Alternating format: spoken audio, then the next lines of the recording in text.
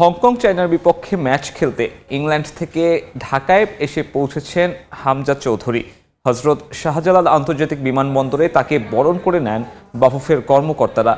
দীর্ঘ ভ্রমণ ক্লান্তি, তার উপর ফ্লাইট বিলম্বের কারণে বিমানবন্দরে সাংবাদিকদের মুখোমুখি না হয়েই সোজা টিম হোটেলে চলে যান হামজা। বিকেলে দলের সঙ্গে অনুশীলনে যোগ দেবেন দেশের ফুটবলের পোস্টার বয়। কাল দেশে আসবেন সামিত সোম। হংকং চায়নার বিপক্ষে 2 ম্যাচেই জয় তুলে নিতে চান হামজা। 9 অক্টোবর এশিয়ান কাপ বাছাইয়ের গুরুত্বপূর্ণ হোম ম্যাচে হংকং চায়নার মুখোমুখি হবে লাল সবুজের প্রতিনিধিরা।